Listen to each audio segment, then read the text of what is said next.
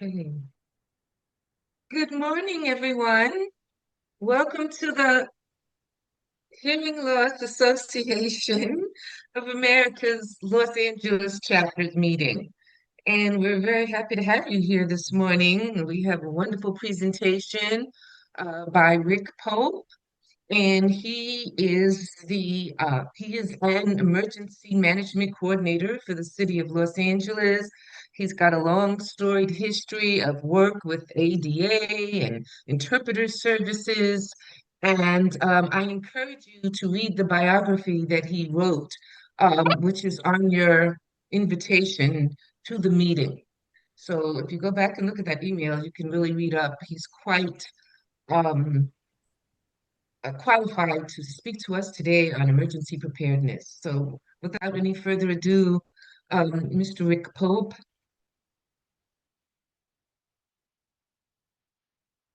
Sure. Howdy, folks. Um, so first off, let me apologize for any technological awkwardness that will occur. Not might, it will. And so just in case you didn't read the bio, um, so I am the product of a deaf father and an interpreter mother. Um, and after 6 years in the Army, I figured out that they try to shoot interpreters a lot less than they do combat medics. So I became an interpreter, did that for 30 years or thereabouts. Um, was an ADA coordinator and interpreter with the city of Los Angeles. And then now I'm an emergency management coordinator. So that's me in a nutshell. I'm also a transplant from Boston, and being from Boston, I seem to think is a personality trait. I was very upset when I found out it wasn't. So, without any further ado, I want to see if this works. Outstanding. Everybody see? Everybody good? Yes? No? Sideways? Okay. All righty. Do me a favor. Don't hesitate to interrupt. Don't hesitate to ask me to repeat things. I get it. Okay. So let's move on. Uh, we what my job is to go out into the community and talk about the Ready Your LA Neighborhood program, or we call it RYLAN. And essentially, that's an attempt to mesh or tie together all the neighborhoods, or as many neighborhoods as we can, and get them ready in the event of a bad day in Los Angeles. And we've had a few. So that's what I do. Oh yeah, there's my bio. Um,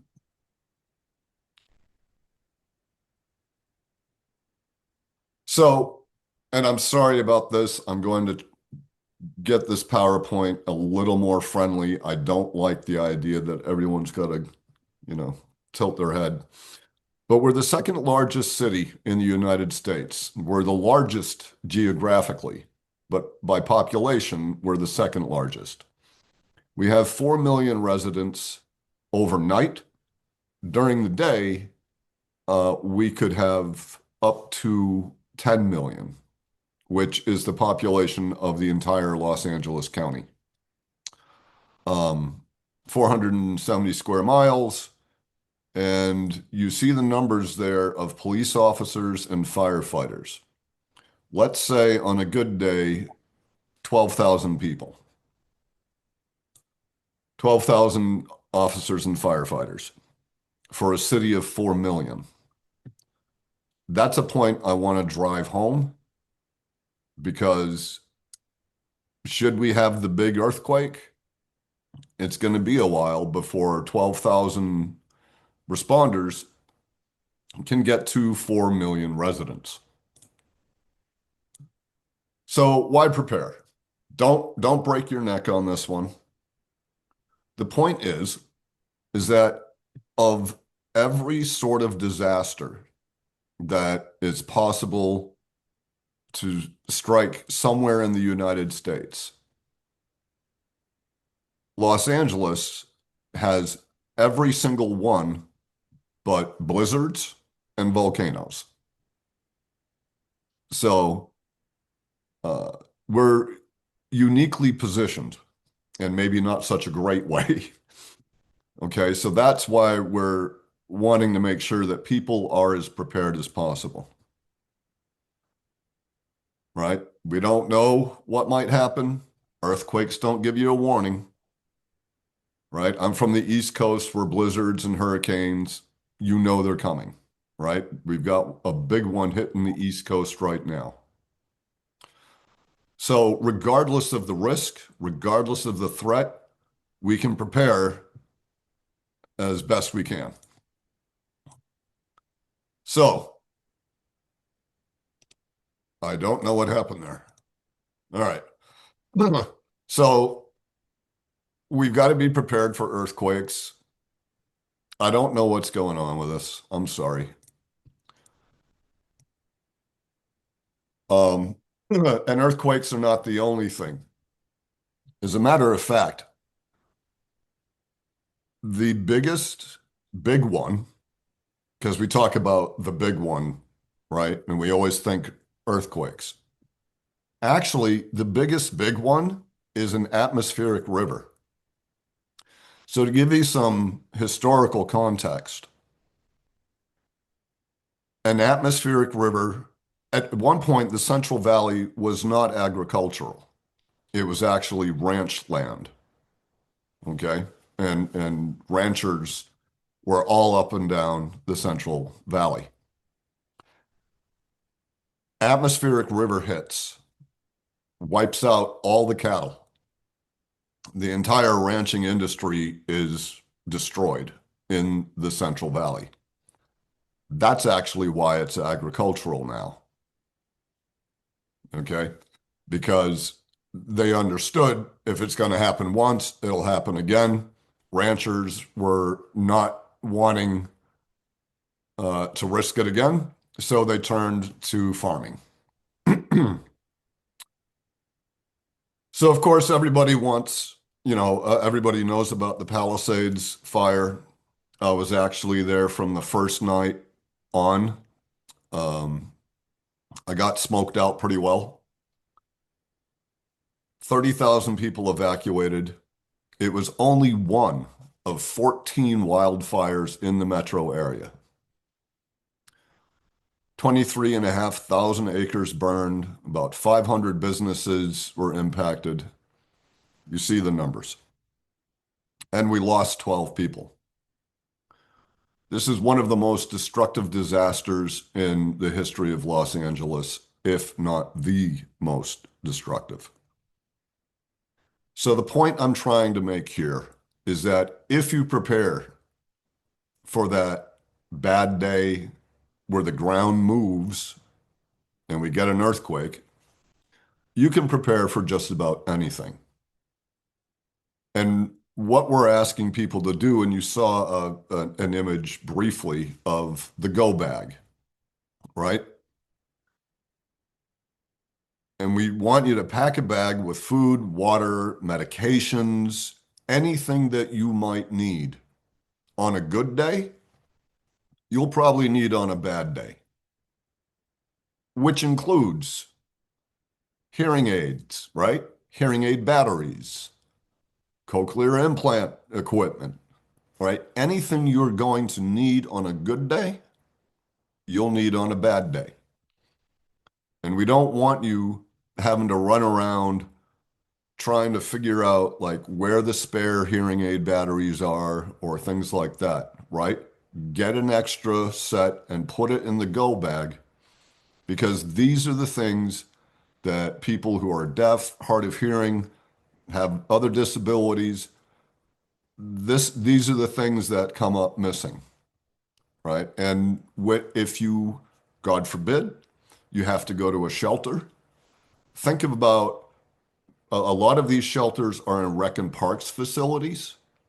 Okay, it's not going to be a hotel. It's going to be a cot in a gym. So if you think about, all the times that you've been in a large, open environment with all those noises and stuff bouncing around, okay, probably not the best environment for communication. So, not a time you want your hearing aids to go out. So, make sure you're prepared. That's really the push, okay? So, we talk about in Ryland all the things that you can do: prepare, organize, practice, connect, communicate, and train. What I want you guys, what I want the takeaway for you to be is to prepare and to organize, right? Get your go bag ready, organize your family, even practice. Yes, practice. Practice what it's going to be like on a red flag day.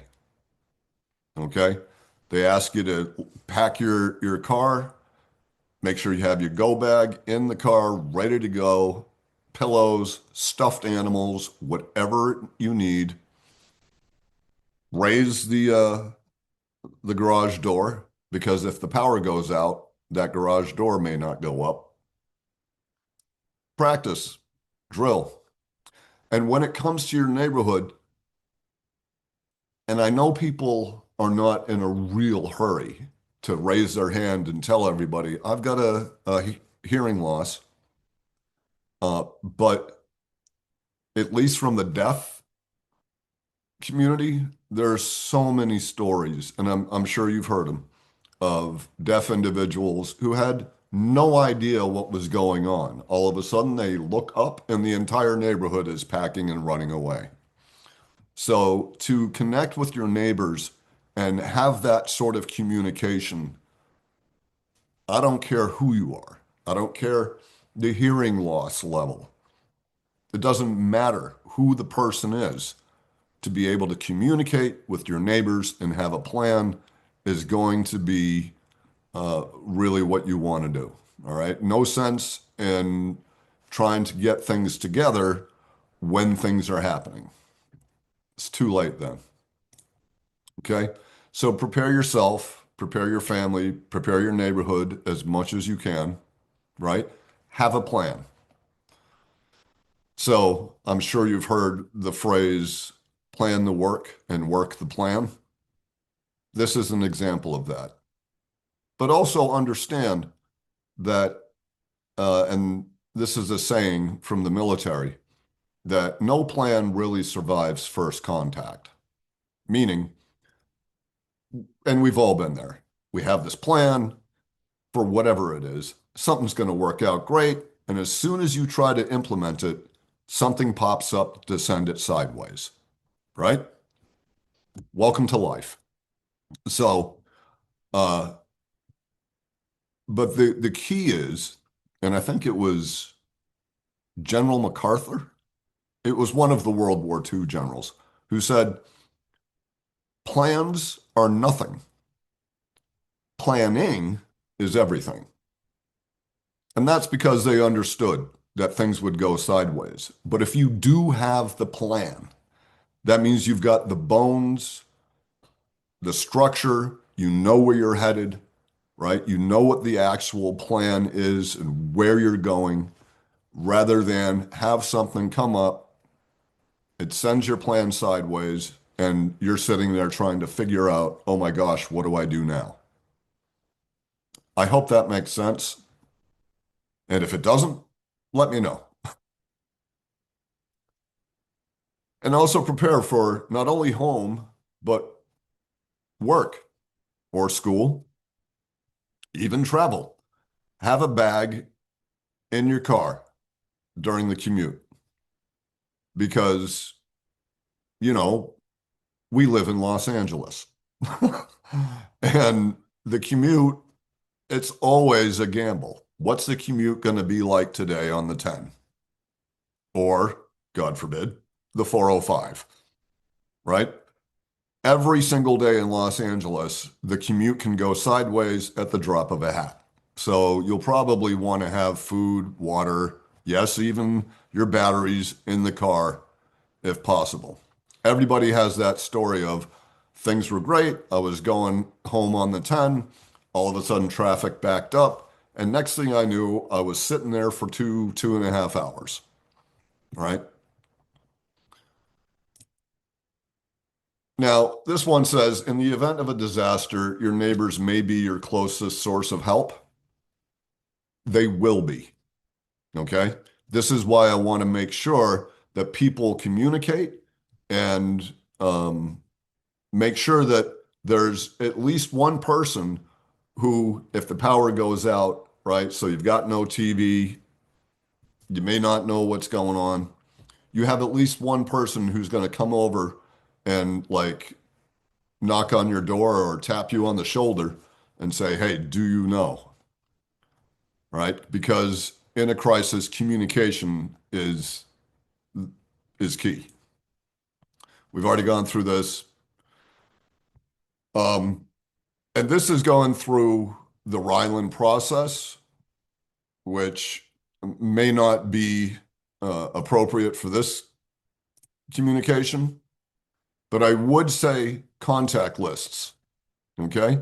Make sure that you have people outside of California, or at least outside of the area that your family can speak to.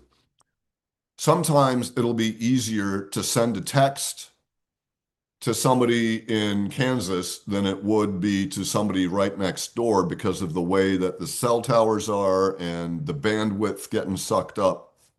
Okay. Um, and they would also be good people to keep your important documents. Okay. Deed, that insurance papers.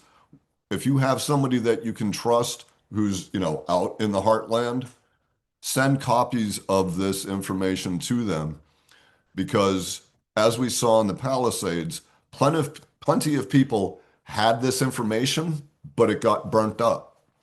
So when they came to the disaster recovery center, they were saying, okay, so you own this property, prove it, right? And they're like, well, my papers got all burnt up. That's going to impede the process. Um, these are some resources from the emergency management department.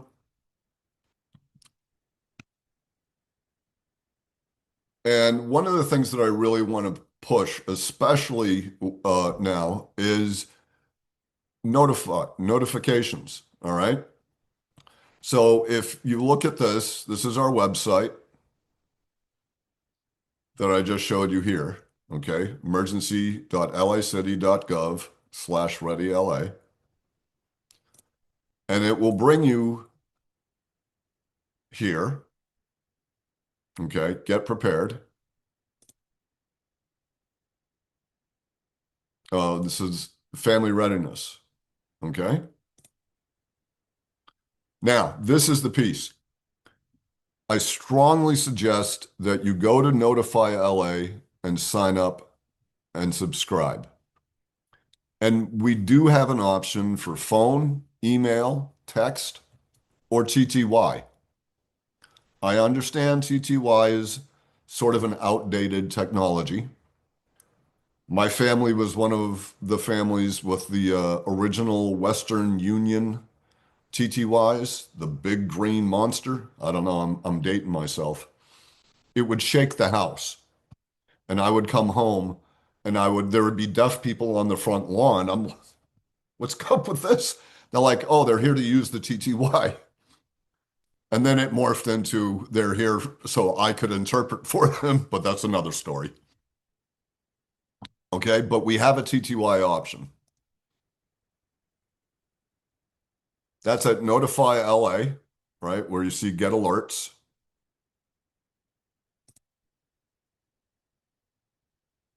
And then sign up today. For me, this is going to be one of the most crucial things because this way you're getting information from us. You're not getting it from TikTok. You're not getting it from Instagram.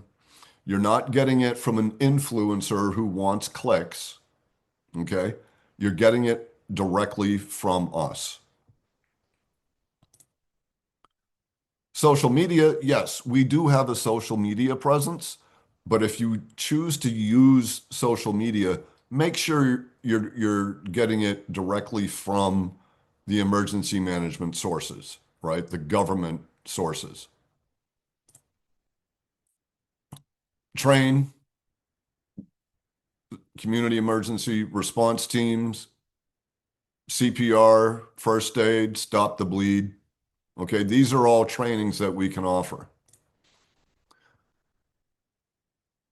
Now, like I said, we want to go. I'm sorry, I should have made sure that these things were hidden. So the preparedness goals are the personal plan, your family plan, and hopefully your neighborhood plan.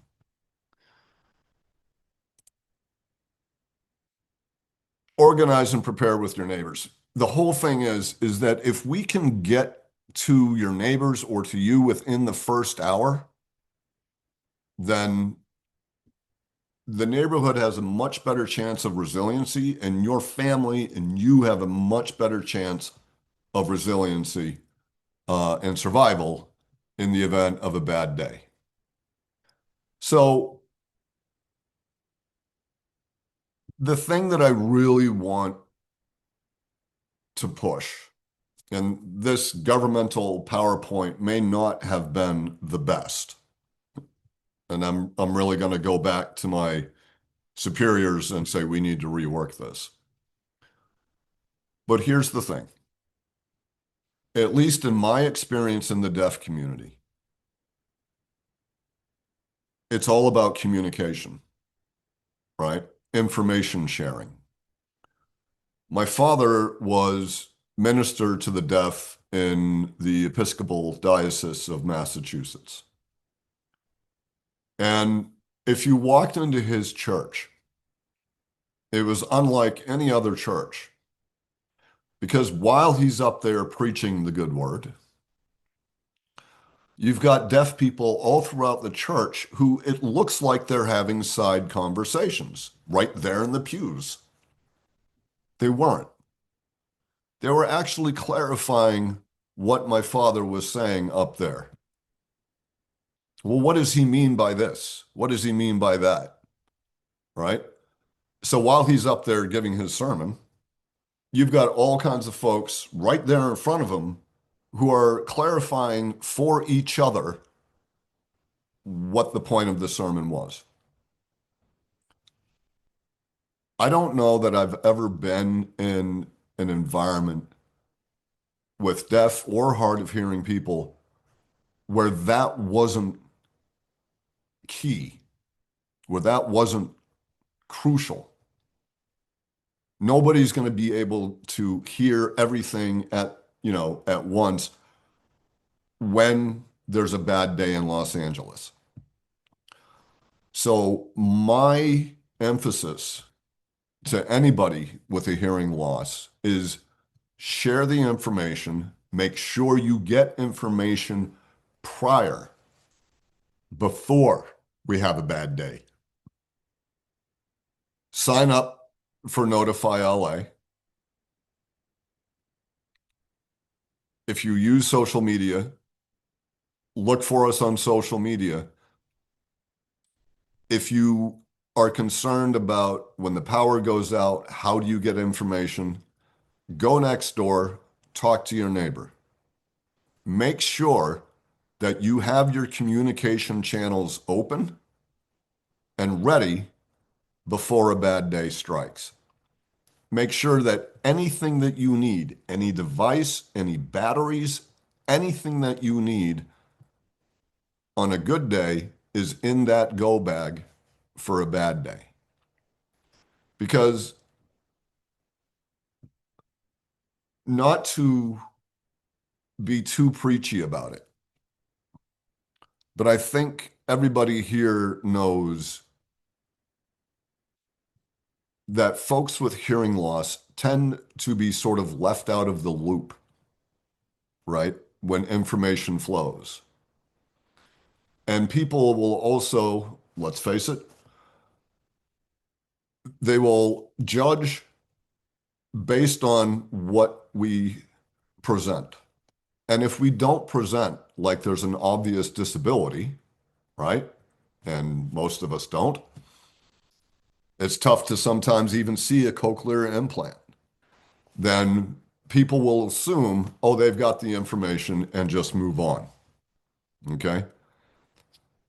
That's what I'm trying to mitigate. I want to make sure that doesn't happen to people with a hearing loss uh, during a bad day. So ultimately, that's the point that I'm trying to make. And I could go and quote chapter and verse of anecdotes, but I have a feeling that everybody here already has either experienced something like that or has heard something like that. Case in point, of course, I would point to the 94 earthquake in Northridge, which, happens to have a critical mass of people who are deaf and hard of hearing. And I remember that because I was out on the East Coast, and y'all might remember the Wintel, the first interactive pagers. And we were getting information um, about what was happening in Northridge while I was in Connecticut. Uh, and there was a lot of confusion and chaos and miscommunication.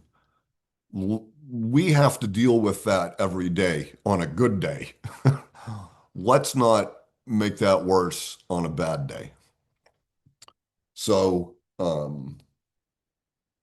pending any questions, I mean, that's what I've got. So I would really like to have um, a discussion and to have y'all ask me whatever you need.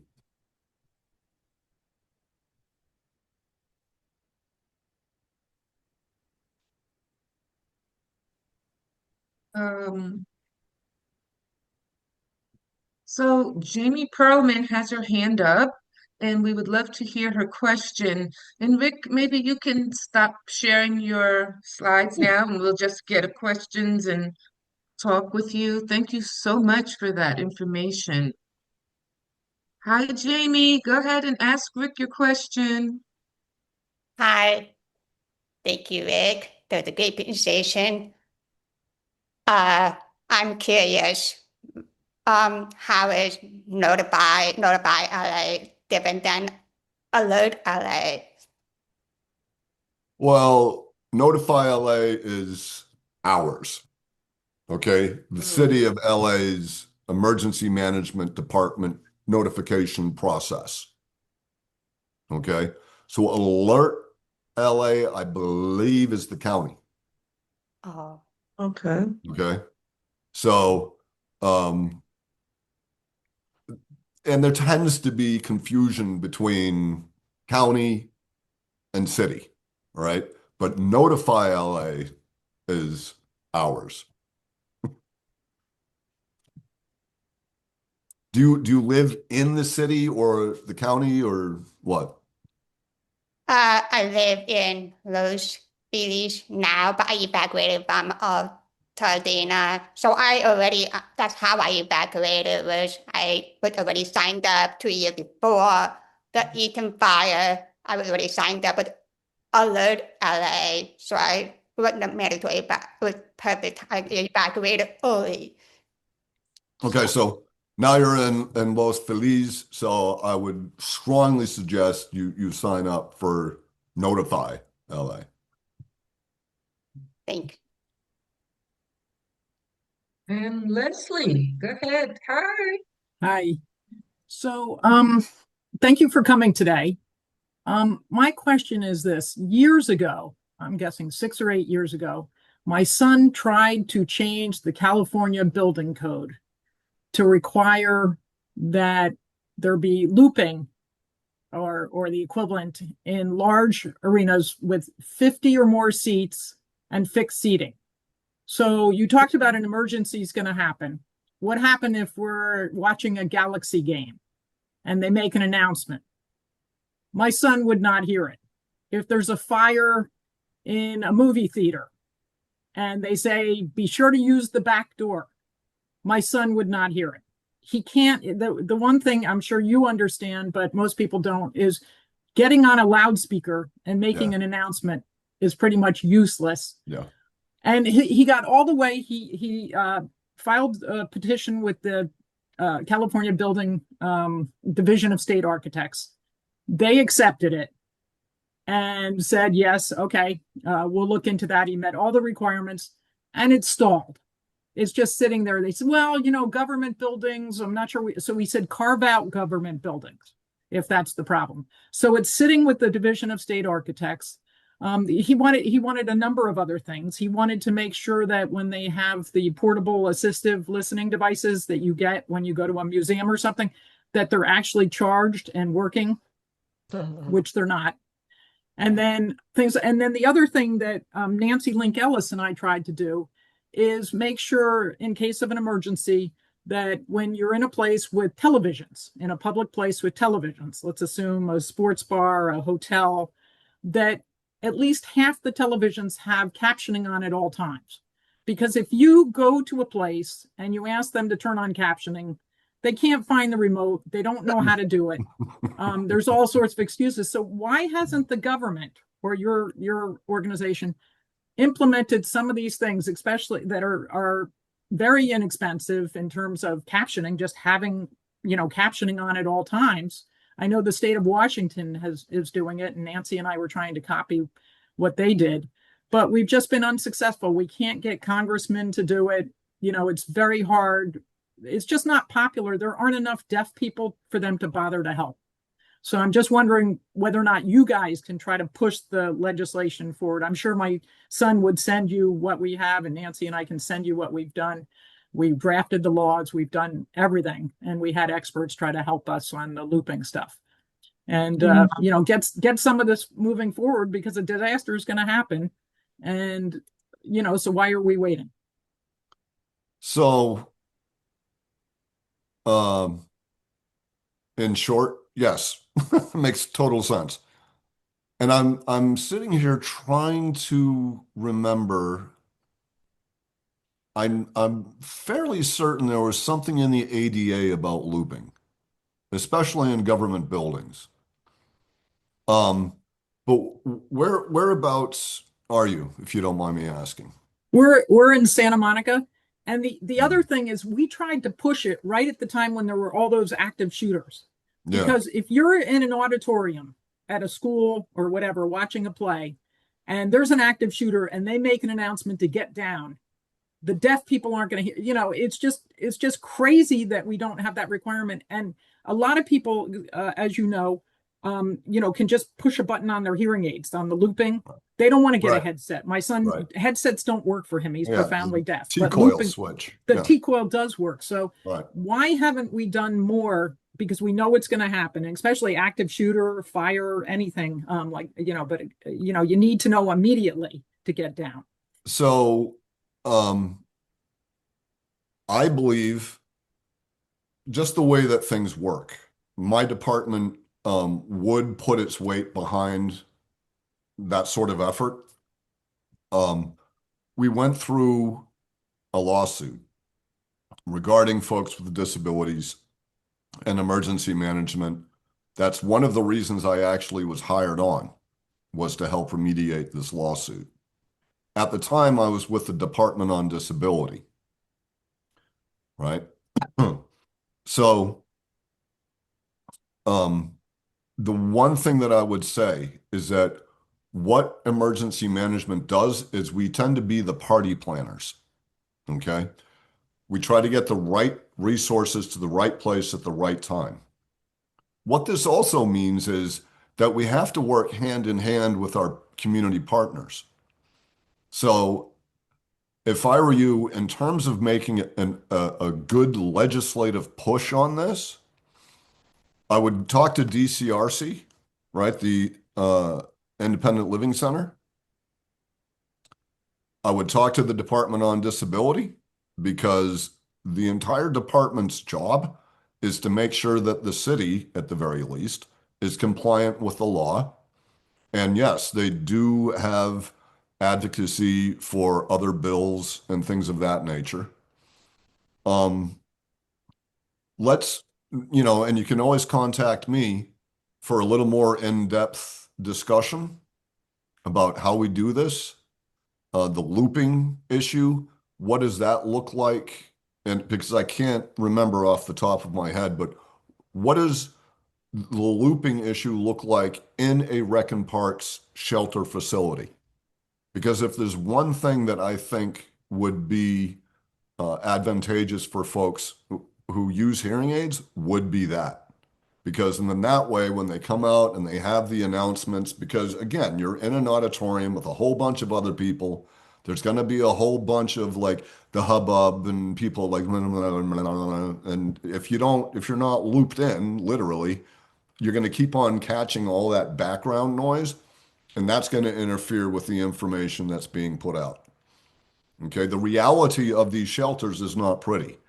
It's communal living.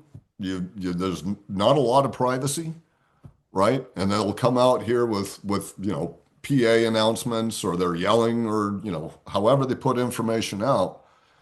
And of course, it's not conducive to people who have got to fight through a lot of the background noise just to try to access the information.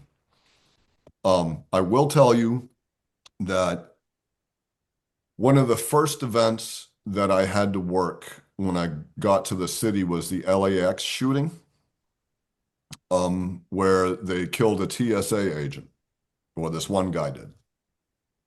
There just so happened to be 4 people with a hearing loss who had just cleared the checkpoint. They heard pop, pop, pop. They saw people run. Their instinct was to turn around and go back to the checkpoint to try to find out what the heck was going on, right? They would have walked directly back into the cone of fire. In response to that, LAX has now put up visual messaging boards, right? And I've worked an exercise at Dodger Stadium, and you will see now in stadiums across the country, they will put it up on the big board, right? So it's there. Is it perfect? No. Is it a step in the right direction? It's a heck of a lot better than it was back in the day, let me tell you. So it's going to be, unfortunately, the deaf and hard of hearing community is going to have to continue to advocate for itself, just like we have for decades, right? In order to get these changes effected. I would not, and this is just between you, me, and everybody else here, I would not carve out the governmental buildings. Okay? Well, I would, evidently the building code, the lawyers told my son that the problem with his petition and his proposed rule is that it did not carve out the government buildings. And there's some code section for California where if it relates to any money being used, there's a problem. And that's why my son said carve it out. And we actually did go to disability groups as well. But you raised an interesting point. Maybe instead it'd be cheaper for them to always have a big screen up somewhere, in theaters, wherever. That might be a cheaper way, because I'm sure it all relates to money and the cost of doing all this stuff. well, let's not forget, okay, that in the history of legislation, when it regards folks with disabilities or hearing loss, Section 504 of the Rehab Act of 73 came across first, and that was specifically targeting government. Okay? And because government was carved out of the Rehab Act, that was one of the reasons the ADA came into play. Because they said, no, wait a minute, you've got these accommodations in terms of voc rehab, right? Trying to get Vietnam vets back to work. That's great. But it took activists to come out of their wheelchairs and crawl up the steps of the Supreme Court before people went, oh, wait a minute, there might be an issue. The lawsuit that we went through was specifically about folks with disabilities and communication, people who are deaf and hard of hearing. Do you have the site for that, by the way? Or the name of it? For the lawsuit? Yeah. That was CALIF, CALIF. which is actually an independent, a sister agency to the aforementioned DCRC. Okay. So it's CalLife versus County and City of Los Angeles. I've got the Right. documents. We can figure that Oh, out. okay. And so we have Allison Freeman would like to ask a question.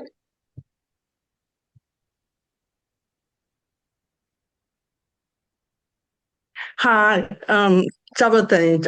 Rick, I wonder if you could just put in what you just mentioned in the chat. That'd be really wonderful. Okay. Two, thank you. This is excellent. I know that in my role as a psychologist, advocacy is my one big, big passion. Three, I am considering doing the CERT program, and I try to sign up. Wouldn't have enough time, but I'm wondering if your department could provide a CERT training for deaf and hard of hearing people. Because I know that in my building, I'm one, maybe the only one in a very large condo building, and I would like to consider doing that. And I think that if there was a group of us, that would be uh, easier to understand what's happening with the group that all share the need for captioning or interpreting. So, and I just want to thank you for this discussion, Leslie. It's really interesting. What I will say about DRC, whatever it is, I filed a complaint with them, and they're very slow. So I just want to encourage people to really take any of this stuff more seriously in their own hands, because I found that even though they had wonderful intentions, they were very slow and nothing happened with the complaint I had actually against LA Department of Mental Health. So anyway, thank you. And I look forward to maybe contacting you also at some point, or if we have another follow-up meeting. I'll Thank you. put my email in the chat. And you were asking for that the name of the lawsuit in the chat. Yeah, Okay, I'll do that. think of it would be good for it. Oh yeah, I'm assuming other definitely. people would be interested also. Yeah, yeah, yeah, yeah. I think that I just don't have those citations. I think that what I see with my clients is so many of them are just they give up so easily. Partly for a similar reason that Leslie is talking about, that nothing gets done. And Right. so our job as professionals is how do we keep encouraging them to be advocates. So Well, and that's why, like you, I mean, I say that the community has to continue to advocate for itself. It's unfortunate because we've been advocating and saying the same thing for so many years yeah, that it's like, who's actually deaf here? You know? yeah, yeah. Um, I just wanted to say too, thank you for that, Allison and Leslie. This whole concept of advocating is still very much, in the forefront. We have to continue to do that. And Allison and I know how difficult that can be. Our best laid presentations are well received and then nothing happens. Yeah, yeah. So we've seen that firsthand. But I would also like to say that as it relates to this, two things, as it relates to the go bag. Um, and I'm guilty of this because I have a go bag that was kind of pre-prepared, but I don't have all of my hearing things in that bag. So I do want to revisit that for myself and encourage others to, when this meeting is over, don't forget to go put your batteries in that bag and to go put whatever else in that bag. And I'd also like to say it's good to revisit that bag, see what's in there, see is it still viable, and if everything that came in it, is that what you need, and if not, switch it out so that you don't take more than Right. necessary. I'd also like to say that I wonder if we shouldn't take with us something that we can either hand to someone or hold up that can identify us and maybe share with others what our communication needs are so that we don't have to say it. So if we have some of those little cards or something that says something like, I am hard of hearing, please face me. I read lips, I use that kind of thing, and just start handing those things out might be helpful instead of trying to explain that to each person.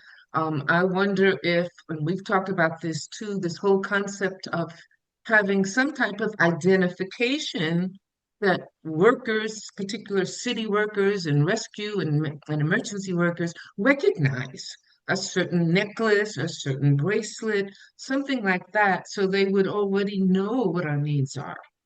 So those are some of the things that I really would like to see further develop. Well, I will say this, that there's always been a push for something like that, right? But it comes down to the individual's comfort level, Mm. right? Some people are very comfortable walking into a Home Depot or a Target with a button that says, you know, I'm hard of hearing, face me. Um, some people are not. And, there's historical precedent why people would not be super eager to identify themselves in that manner. Now, from an emergency perspective, that would be, unfortunately, probably the most useful thing. Because think about it. How many times have you walked into a restaurant or, some other place and people don't get it? Like they've got the menu in front of them and they're talking like this. And you're sitting here trying to figure out, right? How many times just during the day where there's no real stress, but you have to fight through some of those communication issues. So if I'm going to be your straight dominant culture hearing person who doesn't know the tricks of the trade, so to speak, okay, having something that would show that you're hard of hearing, deaf or hard of hearing, would be probably the most useful. But again, it's also very understandable to me if people are not in a real hurry to do that. So it's going to be up to the individual what they want in their go bag, how they want to identify. But I will say that I have a reputation in the city. And if something goes sideways with my people, especially when it pertains to the deaf and hard of hearing community, they know they're going to hear from me. Okay. But yes, that is absolutely a consideration because in the midst of the chaos, how much more chaos do you want? Thank you. Fred has a question. I wanted to follow up with the person that had a question about communicating with first responders. This is a card Yeah. that our Arizona Commission for the Deaf and Hard of Hearing provide. That's the front side. Then the back side is specifically geared towards law enforcement. I'm in Phoenix, Arizona, so I don't know what's happening in California, but I would imagine you have a similar commission. So that might be a resource for people to take a look at. Actually, that is one of the biggest problems that I've come across since I got involved with the intersection of people with disabilities and emergency management, is that not every state has a commission. California does not have a commission. It has a patchwork of deaf service centers. But if you go to Arizona, Massachusetts, Rhode Island, a lot of other places, that state commission is so useful in terms of advocacy for policies, procedures, and legislation. Whereas in places like California or New York that don't have a commission, they don't, there's no official state governmental agency advocating on behalf of deaf and hard of hearing people. And I found that to be one of the most frustrating things. Ms. Butchko's, Leslie's comment about what her son is trying to do, what they're trying to do, that is something that I could take to the commission, right? And say, hey, look, this is a common sense issue that needs to be resolved. Automatically, I don't have to try to start the grassroots movement myself. I automatically have a state agency there. That's been one of the reasons why Arizona, for example, has been able to launch its, because this is what I used to do. I used to train interpreters for emergency management situations. Arizona has taken that and run with it because they have one state agency, one commission. So that's the unfortunate thing about places like California or New York or other places like that. One thing that I did see in the chat, a little off the point, is yes, if you have a hearing dog, if you have a service animal, absolutely plan your go bag for that too. Okay? Just want to say that. But I'm sure if in California, to Fred's point, I'm sure that there are things like that at places like, man, I've forgotten the name, the deaf service centers in the area, okay? Like GLAD, all right, the Greater Los Angeles Agency on Deafness. So do these things because having worked with first responders and cops, especially, look, I'll tell you what, my first fiance, her cousin was killed by a cop because he didn't stop immediately when the cop was trying to pull him over. He went to his house because he figured there'd be more communication there, right? There'd be a better chance at communicating. But what this chucklehead did is he got out of the vehicle and started signing, and the cop, of course, thought that, oh, hostility, shot and killed him. Okay? So, yes, absolutely have something like that. If you can, if you want to, put it in the dash. Don't target yourself, right? But when the cop comes, if you just have something in the window or on the dashboard, it's going to make things a lot easier rather than a cop giving you instructions and thinking you're ignoring them. Okay? So Harry has a question or comment. Yes, thank you. But I think I've seen Ron Ross raising his hand. Maybe he should go first, and then I could ask my question. Ron, did you still have a question? Unmute yourself, Ron.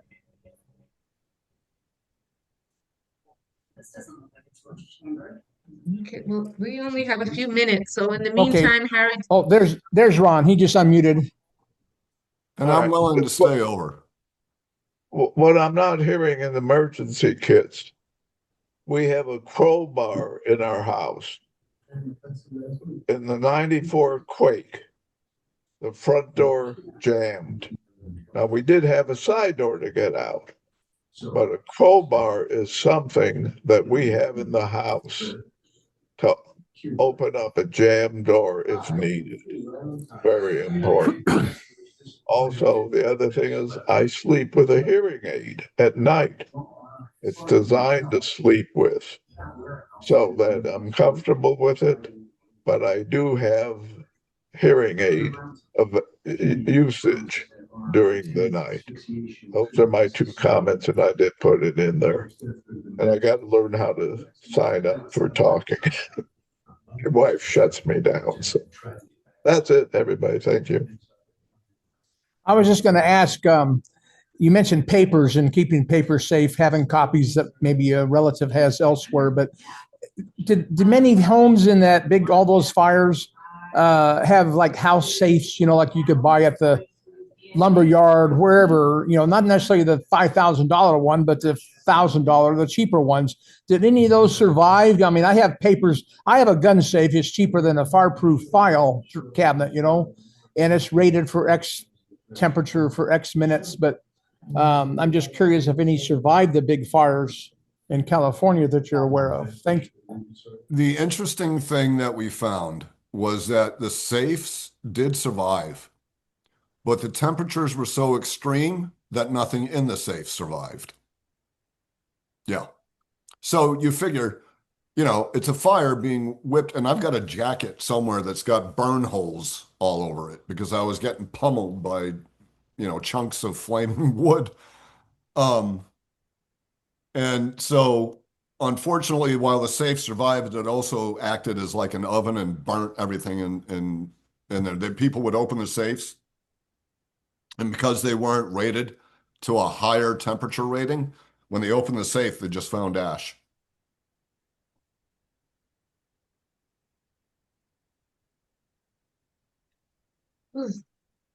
I'd like to just say one last thing, if I can. I want to share something. So I live in a multi-floor building, and I went to one of our fire drill meetings, and I thought that I learned that I can't ask the front office staff to come and alert me in case there was any kind of announcement that's throughout the building. And I was really upset to hear that. And what I learned was that the front office staff, which is there 24/7, they're not allowed to do that. And I would have to wait for the fire department to come. So my point is, I really reinforced my commitment to reaching out to my neighbors on my floor, as well as other people. So I just wanted to reinforce that whole idea. Again, advocating for ourselves and not relying on what we think the ADA should be providing for us. So thank you again, Rick. And I want to emphasize that too, because our community tends to try to approach a problem and then get frustrated and just accept it. Yeah. Don't. Please don't. So like the CERT training, like anything else, you have my email address, get in touch. We'll figure something out, okay? And as regards to the CERT training, I've already witnessed deaf and hard of hearing CERT. So be in touch and we can figure that one as well. Thank you. We're going to take one last comment/question as it is now 11 o'clock. And so Anna, you'll be the last one.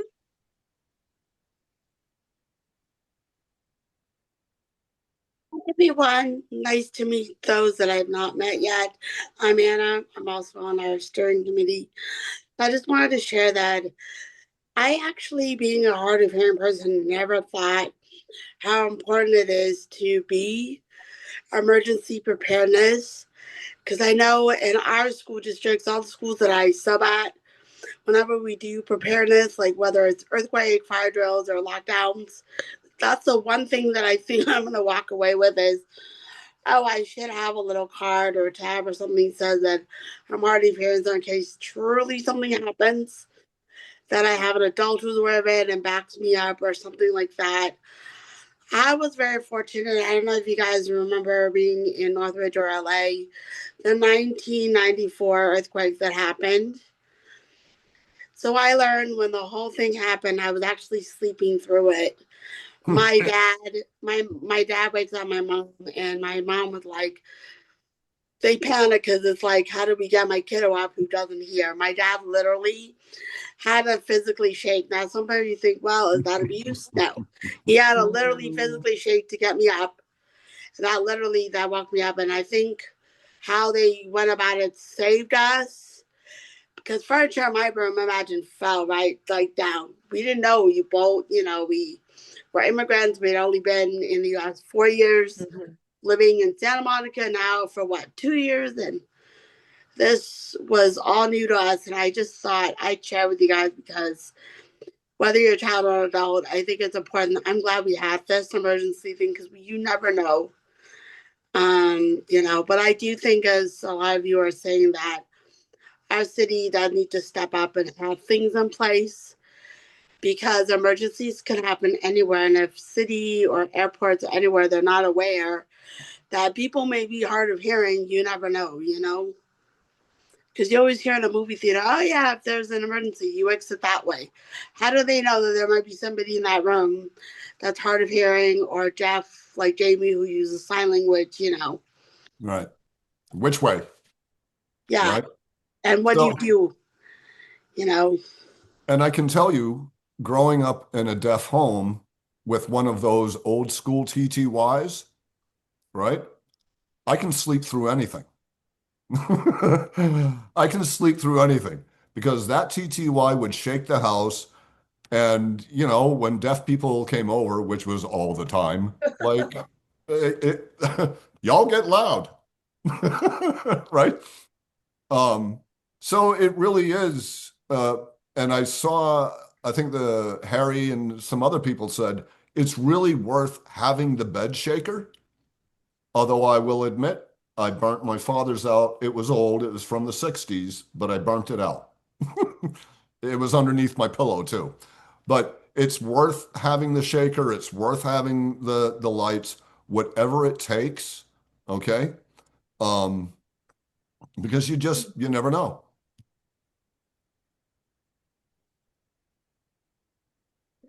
Did somebody say how you can connect it? Connect. The bed shaker to other.